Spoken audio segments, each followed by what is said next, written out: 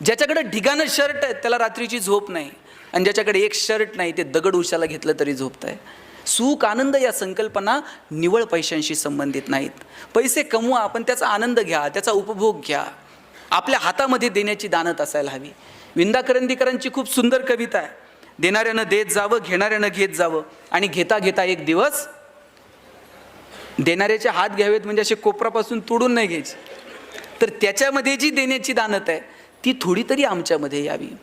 हिरव्या पिवळ्या डोंगरांकडून हिरवी पिवळी शाल घ्यावी, सह्याद्रीच्या कड्याकडून छातीसाठी ढाल घ्यावी, वेड्यापिशा ढगांकडून वेडेपिसे आकार घ्यावेत, मातीमधल्या प्रश्नासाठी पृथ्वीकडून हुंकार घ्यावेत, उसळलेल्या दर्याकडून पिसळलेली आयाळ घ्यावी, आणि शांत वाहणाऱ्या भीमेकडून तुकोबाची माळ घ्यावी. देणाऱ्यानं देत जावं, घेणाऱ्यानं घेत जावं, आणि घेता घेता एक दिवस देणाऱ्याचे हात घ्यावेत. माझा दावा आहे, तुम्ही जेवढं समाजाला द्याल त्याच्या हजारो लाखो पटीनं हा निसर्ग तुम्हाला परत करत असतो. पण ती देण्याची दानत तुमच्यामध्ये असली पाहिजे. निसर्ग इतका समृद्ध, एक दाना पेरला तर त्याचे 1000 दाणे उगवतात. तुमचं उसनं ठेवायला निसर्ग इतका वेडा नाहीये. तुम्ही जेवढं द्याल समाजाला त्याच्या हजारो लाखो पटीनं हा निसर्ग तुम्हाला परत करतो. किती उपकार आहेत देवाचे आपल्यावरती. जन्माला येण्याची बातमी देव 9 महिने आधी सांगतो. 9 महिने आपल्याला आधी संकेत मिळतात, कुणीतरी जन्माला येणार आहे. मृत्यूचे संकेत आपल्याला 9 मिनिट तर आधी मिळतात का? आणि समजा 9 महिने आधी आपल्याला पत्र आलं असतं, हां तुमचं आवरलंय आता उरकून घ्या. पत्र आल्याबरोबर लोक गेली असती. साहेब, देवाचे किती उपकार आहेत. जन्माला येण्याचे संकेत तो 9 महिने आधी देतो, पण मृत्यूचे संकेत आपल्याला मिळत नाहीत. चांगलं काम करणाऱ्या माणसांचं कौतुक करा. तुमच्या ऑफिसमध्ये तुमचा कर्मचारी चांगलं काम करतोय ना, कधीतरी त्याच्या पाठीवर थाप मारा, अरे वा छान, तू चांगलं काम केलं. एखादा चुकत असेल तर त्याला केबिनमध्ये बोलून एकांतात सांगा की तुझं हे चुकतंय, परत असं होऊ देऊ नको. आपण उलट करतो. आपण 4 चौघात अपमान करतो आणि कौतुक एकांतात करतो. 4 चौघात कौतुक करायचं असतं आणि चुका ह्या कानात सांगायच्या असतात. तुम्ही सुद्धा हे घरी करून बघा. 4 चौघात तुम्ही कौतुक करा तुमच्या मुलांचं, आणि मुलं एकांतात असतील तेव्हा त्यांच्या चुका सांगा. आपण पाहुणे आले का मग म्हणतो पोरग एकदम बावळट आहे हो. कुणाचं आहे मग? का पाहुण्यांच्या समोर जाहिरात करायची? बरं, आपण जर म्हटलं ना तुम्ही पोरग कितीही बावळट असू द्या, आणि पाहुणे आल्यानंतर तुम्ही फक्त पाहुण्यांना म्हणायचं आमचा दादा इतका हुशार आहे ना, दादा लगेच पुस्तक घेऊन बसतंय पाहुण्याच्या पुढं. आणि तुम्ही जर म्हणले ना दादा एकदम बावळट आहे, दादा बाहेर जाते, पाहुण्याच्या बुटात पाणी होतं, लेसला लेस बांधन, ते मूर्खपणा करायची एकही संधी सोडत नाही. तुम्ही 4 चौघात कौतुक करून बघा, आणि एकांतामध्ये ज्या चुका झाल्यात ना त्या चुका सांगून बघा. आयुष्य खूप सुंदर आहे. छोट्या छोट्या गोष्टींची मजा घेत आपल्याला पुढे जावं लागेल. मगाशी कुणीतरी सांगितलं आत्महत्या. का आपण आत्महत्या करतो? अहो, माणसाचा जन्म मिळणं याच्यापेक्षा आणखी काय सुंदर असू शकतो मला सांगा. फार फार तर काय होईल, कुणीतरी गरिबीत जन्माला येईल, कुणीतरी श्रीमंत कुटुंबात जन्माला. अरे गरिबीत जन्माला आलो ठीक आहे, कुठं जन्माला यायचं आमच्या हातात नाही, पण आम्ही गरिबीत मरणार नाही हे मात्र स्वतःला दणकून सांगायचं. हां चला आम्ही कष्ट करू, काबाड कष्ट करू, मोठी होऊ, शिकू. किती किती संधी भगवंतानं तुम्हाला मला दिल्यात. मगाशी कुणीतरी एका व्यापाऱ्याचं उदाहरण सांगितलं की व्यापारात अपयश आलं, सरांनीच सांगितलं. अशा छोट्या छोट्या कारणांसाठी गडबडीत होऊ नये.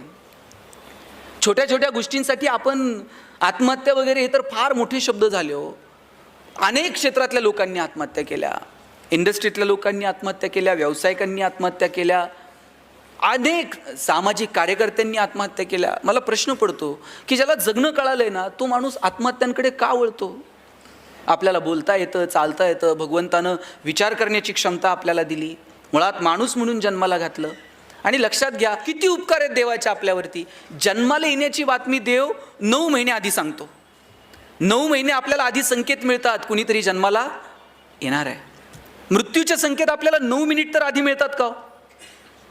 आणि समजा 9 महिने आधी आपल्याला पत्र आलं असतं, हां तुमचं आवरलंय आता उरकून घ्या. पत्र आल्याबरोबर लोक गेली असती. साहेब, देवाचे किती उपकार आहेत. जन्माला येण्याचे संकेत तो 9 महिने आधी देतो, पण मृत्यूचे संकेत आपल्याला मिळत नाहीत. आपण सगळेजण जाणार आहोत, पण आपल्याला माहित आहे का आपण कधी जाणार आहोत? नाही. आणि म्हणून तर आपण आनंदात राहू शकतो. एका स्मशानभूमीवरती सुंदर वाक्य लिहिलेलं होतं, मेरी मंजिल बस यही तक थी, मैंने आते आते जिंदगी गुजारली. आपल्याला सगळ्यांना तिथे जाऊन पोहोचायचं आहे. तिथं जाईपर्यंत आनंदानं जगू. तिथं जाईपर्यंतचा प्रवास इतका मस्त असला पाहिजे, जगाला आपलं कौतुक वाटेल की नाही मला माहीत नाही, आपलं आपल्याला कौतुक वाटलं पाहिजे. तुकाराम महाराज निघाले आणि एकाने विचारलं, महाराज तुम्ही निघाले, काय मिळवलं तुम्ही आयुष्यात? ग्रंथ लिहिले, अभंग लिहिले, काय मिळालं काय आयुष्यात? तुकाराम महाराज म्हटले, कौतुक वाटे झाली या वेचाचे. जगाचं काय मला माहीत नाही, पण मी जे जगलो ना, माझं मला कौतुक वाटतंय. आपलं आपल्याला कौतुक वाटलं पाहिजे की अरे आम्ही मस्त जगलो, नव्हती आमची परिस्थिती पण केलं आमच्या परीनं जेवढं होईल तेवढं. नाही आम्ही धनदांडग्या कुटुंबात जन्माला आलो, पण शिकलो, अधिकारी झालो, आलो समाजामध्ये, पोरंबाळं उभी केली, 4 कुटुंबांना मदत केली, 10 गावं उभी केली. हे आपल्याला कौतुक वाटलं पाहिजे की माणूस म्हणून आपण नेमकं काय जगलो. अहो शेतकऱ्याचा एखाद्याचा तुम्हाला फोन येतो आणि तुम्ही पटकन तुमचा माणूस तिथं बांधावरती पाठवता, त्याची विजेची तार जोडून देता, त्याच्या बांधावरती लाईट येते, त्याची मोटर चालू होते. ही गोष्ट तुम्हाला छोटी वाटत असेल की तुमच्या वरिष्ठांनी सांगितलंय, फोन आलाय, तुम्ही काम करून आलात, पण 4 दिवस जर लाईट मिळाली नाही, त्याची मोटर जर चालली नाही, तर 4 दिवसात त्याचं होणारं जे नुकसान आहे याची कल्पना तुम्ही करू शकत नाहीत. तुमच्या दृष्टीनं ते छोटं काम आहे, पण त्याच्या दृष्टीनं ती गोष्ट आभाळ एवढी असते. एखाद्या पोराचा पेपर आहे उद्या आणि त्याच्या घरात लाईट नाही आहे आणि तुम्ही जाता आणि विजेची समस्या संपून ती वायर जोडून देतात, लाईट लागते, त्या पोराला विचारा त्या 8-10 तासांची किंमत काय आहे. उद्या पेपर होता पण तुमच्यामुळे तो रात्रभर अभ्यास करू शकला. गोष्ट छोटी आहे पण त्या समोरच्या व्यक्तीसाठी ती डोंगरा एवढी गोष्ट आहे. या गोष्टींचं कोण तुमचं कौतुक करल नाही मला माहीत नाही, पण तुमचं मात्र तुम्हाला कौतुक वाटलं पाहिजे. रोज मृत्यूशी सामना, रोज फील्डवरती तुम्ही काम करणारी माणसं आहात, रोज विजेच्या तारांशी तुमचं खेळणं आहे, वरती त्या खांबावरती चढणं आहे. ह्या गोष्टीचं तुम्हाला कौतुक वाटलं पाहिजे. आणि विशेष म्हणजे महिलांना माझं सांगणं आहे की तुमच्या नवऱ्याच्या कामाचं तुम्हाला कौतुक वाटलं पाहिजे की अरे आपला नवरा जे काम करतोय हे समाज हिताचं आहे, हे देशाच्या हिताचं आहे, हे एखाद्या गावाच्या हिताचं आहे, एखाद्या कुटुंबाच्या हिताचं आहे. त्याचा अभिमान तुम्हाला वाटला पाहिजे. तुम्ही तुमच्या पोरांना तुमच्या नवऱ्याची गोष्ट सांगितली पाहिजे की राजा तुझ्या बाबांना हे असं केलं आहे, तुझे वडील हे काम करतात, याचा अभिमान बाळग. आपण हे कधी सांगणार आहोत येणाऱ्या पिढ्यांना सांगता यावं असं कर्तृत्व उभं करणं ही सुद्धा आपली जबाबदारी नाही का? मला वाटतं ती जबाबदारी आपल्याला स्वीकारता आली पाहिजे, त्या जबाबदारीनुसार आपल्याला वागता आलं पाहिजे. छोट्या छोट्या गोष्टी आहेत पण ज्यातून कमालीचा आनंद मिळू शकतो, त्या कमालीचा आनंद देणाऱ्या गोष्टी आपण शोधल्या पाहिजेत. मी सुरुवातीला म्हटलं ना की फक्त साधनांमध्ये आनंद नाही आहे. खरंच मला सांगा, खरंच फक्त साधनांमध्ये आनंद आहे का हो? साधनं किती वाढली पण आनंद कुठे होरपळून गेला? मी मगाशी म्हटलं संवादाची साधनं नव्हती, आता साधनं वाढली आहेत पण आपण बोलतो का? प्रत्येकाच्या हातात मोबाईल आलेत पण आपलं बोलणं सुधारलं आहे का? रस्ते सिमेंटचे झालेत पण आपलं चालणं सुधारलं आहे का? पैशांच्या जोरावर हजारो किलोमीटर दूर असणारे चंद्र, सूर्य, ग्रह, तारे दुर्बिणीच्या साह्यानं जवळ करून पाहिलेत, पण आयुष्यभर शेजारी राहणाऱ्या माणसाबरोबर आपले प्रेमाचे संबंध निर्माण झालेत का? मग निवळ साधनांच्या जोरावरती आनंद निर्माण कसा होईल? साधनं कमवू नका या मताचा नाही, पण निवळ साधनांच्या जोरावरती आनंद मिळत नाही हे मात्र आपण ठरवलं पाहिजे. सुरुवातीला नोकऱ्या लागल्या, साहेब किती पगार होते हो सुरुवातीला? आता हे जे रिटायर झालेले माणसं असतील, किती पगारांनी तुमच्या नोकऱ्या सुरू झाल्या? किती पगार होते? किती? 3,000 रुपये पगार होता. काय हो 3,000 रुपये पगाराने नोकरी सुरू झाली? 3,000 पगारात लगेच 2 BHK फ्लॅट घेतला का? एका खोलीतून संसार सुरू. माझे वडील मुख्याध्यापक म्हणून रिटायर झाले, 15,000 रुपये पगार होता. रिटायरमेंटपर्यंत त्यांची सोसायटी संपली नाही, नंतर पेन्शनमधून त्यांनी सोसायटी भरली. पैसे नव्हते. मला या मागच्या पिढीचा खूप हेवा वाटतो साहेब. आमच्या पिढीला काय करायचं सांगा? आम्हाला एक फ्लॅट घ्यायचा आहे पुण्यात, त्याचेच हप्ते आयुष्यभर फेडायचे.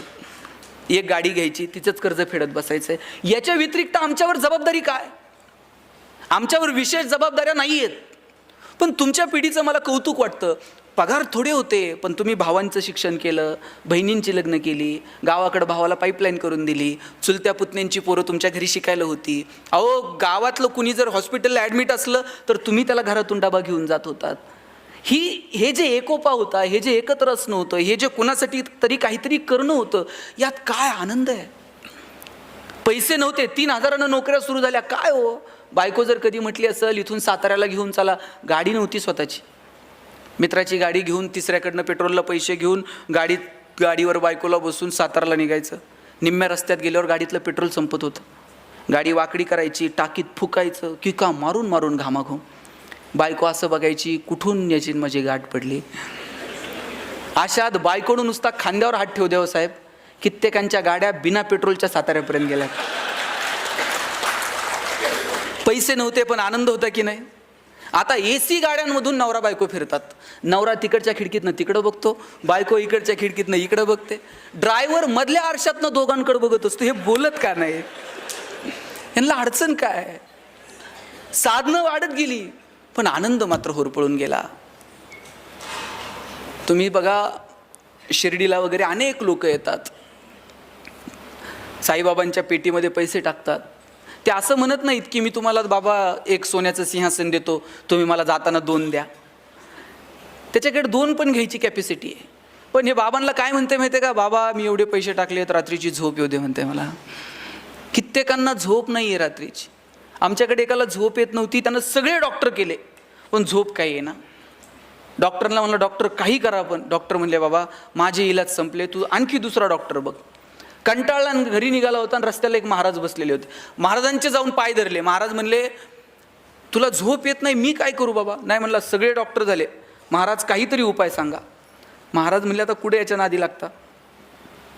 महाराज म्हणले एक काम कर, ज्याला झोप लागते त्याचा शर्ट घालून झोप म्हणले. हॅलो म्हणला, महाराजांनी एकदम सोपा उपाय सांगितला. तिथून उठला आणि डॉक्टरकडे गेला आणि डॉक्टरांना म्हणला डॉक्टर आता गोळी नको, औषध नको, इंजेक्शन नको, सलाईन नको. म्हणले मग? म्हणले मला तुमचा शर्ट द्या म्हणले. म्हणले शर्ट बावळट आहे का तुझं? ते म्हणले अहो मला महाराजांनी सांगितलंय ज्याला झोप लागती त्याचा शर्ट घालून झोपत जा. डॉक्टर म्हणले तुला कुणी सांगितलं मला झोप येते नीट म्हणून? हॉस्पिटल बांधायला कोटीत कर्ज काढलंय, बँकेचा हप्ता जवळ आला का गरज नसताना पेशंट ॲडमिट करावं लागतंय, गरज नसताना सलाईन लावावं लागतंय, त्याच्यात मेहुण्याला मेडिकल टाकून दिलं आहे, ते मेहुण्यालाच द्यावं लागतं साहेब, अलिखित नियम आहे. महिना अखेरला आमची भांडणं वादावधी, अजिबात झोप नाही. उठ म्हणले दोघं मिळून शोधू कुणाला झोप लागते. दोघं मिळून एका इंजिनियरकडे गेले. म्हणले बाबा तुला झोप येते का?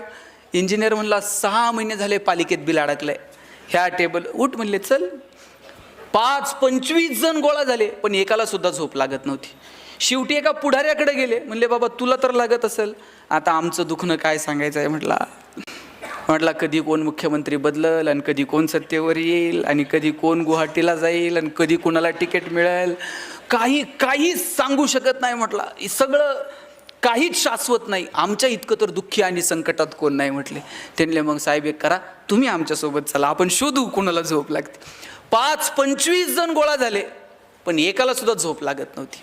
शेवटी सगळेजण दमले आणि एका शेताच्या बांधावर जाऊन बसले. म्हणजे जरा दम खाऊ आणि संध्याकाळी परत शोधाशोध सुरू करू.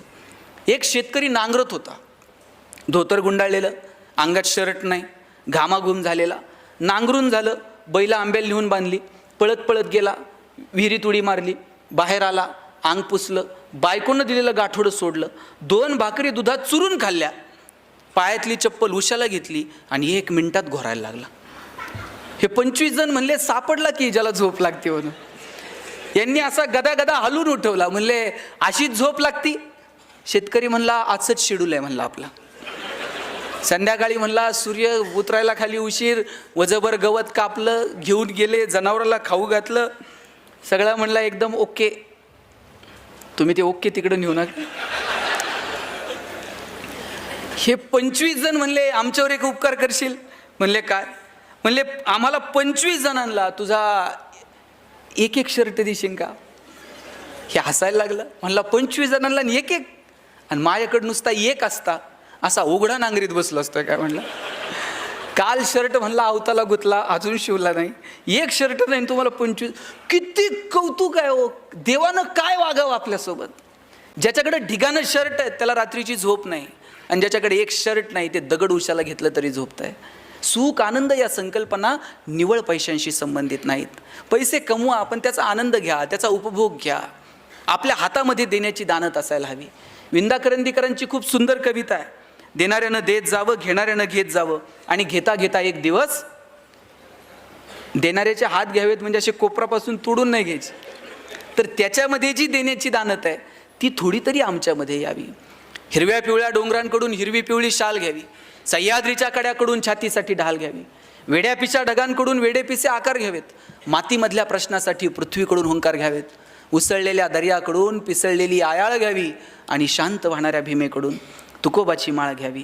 देणाऱ्यानं देत जावं, घेणाऱ्यानं घेत जावं आणि घेता घेता एक दिवस देणाऱ्याचे हात घ्यावेत.